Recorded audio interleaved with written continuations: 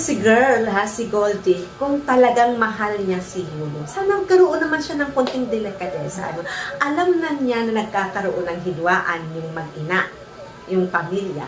Sana kung talagang sincere siya, may delikadesa siya, mahal niya talaga yung boyfriend niya, si Yulo, si Kaloy, siya mismo sana kung may delikadesa siya, magpapauna siya na pagpaparaya na lang muna ako kasi hindi maganda na nag-aaway kayo ng nanay niyo. Tandaan niyo, magiging biyanan ko siya. Kung ganun sana ang inisip niya, may delikadesa siya, nagparaya siya. Dito na sa Pilipinas yun, sumama pa siya. Gumawa pa siyang eksena na parang wala siyang remorse, wala siyang ginawang mali. No?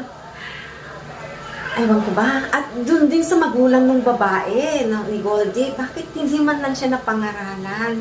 Na sana, tumabi-tabi muna siya kasi sinulo na nga niya doon sa ibang bansa, di ba? Dito sa Pilipinas, alam niya kasi na mahal siya ni Kaloy. Pero kung mahal niya talaga yung tao, alam niya may pamilya yun eh. Alam niya may magulang at alam niya hindi nagkakaunawaan. Gagawa siya ng paraan na pag-ayusin sila. Pero anong ginawa niya? Lalo siyang nang inis.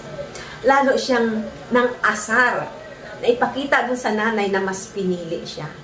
Diba? Palagay kaya niya, sa ganong ginawa niya, walang impact yun sa kanya?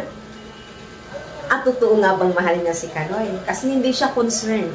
Hindi siya concerned sa pamilya ni Kaloy. Hindi siya concerned na magkaayos ang magpapamilya. So, ibig sabihin, doon pa lang red flag na talaga siya. Sa mga magulang, mahalin po natin ang ating mga anak at unawain at pwede rin naman tayong mag-apologize kung nagkakamali tayo. Kasi hindi naman tayo perfecto eh. Pero kayong mga anak, tandaan nyo, na kahit nagkamali ang inyong mga magulang o ang inyong nanay o tatay, huwag kayong maging matigas ang puso.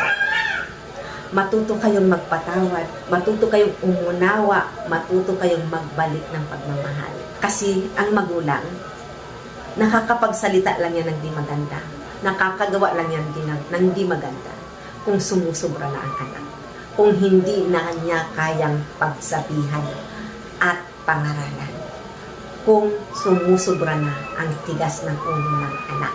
Saka lang nagagalit at nakakapagsabi ng hindi maganda ang isang magulang. Ganun po yun. And I pray na magkabati-bati na sila at ma-realize ni Yulo yung mali niya. Kasi alam kong na-realize na ng nanay niya yung mali niya. This time sana ma-realize na rin ni Yulo na mali siya. Kasi sayang siya. Sayang yung dangal na binigay niya sa bansa kasi sira naman siya. Sinira niya ang sarili niya sa mga tao kasi ipinakita niya kung anong klase siyang anak. Matigas ang puso at hindi marunong magpahalaga sa mga magulang. Sana ma-realize mo yan, Yulo. Sana nga napapanood mo ito, no? Pero I don't. Pero sino ba naman ako para mapanood mo, diba? But I pray na makakilala ka sa Panginoon at malaman mo ang mali sa tama at ang tama sa mali. Panatiliin mo ang respeto mo sa magulang mo, lalo na sa nanay mo. Ayusin mo kasi saglit lang yan tagumpay mo, Yulo. Saglit lang yan kasi sinuway mo si Lord. Nagkasala ka sa iyong ina at higit sa lahat sa Panginoon. So repent, ask forgiveness, and ayusin mo sana. Ano yun? Naiintindihan kita na na-inlove ka ng Mose, nabubulagan ka. Pero sana intindihin mo rin ang reason ng iyong ina bakit hindi niya gusto si Goldie. Na? So, yun lang. Thank you so much for watching and I hope nakapulutan ng aral.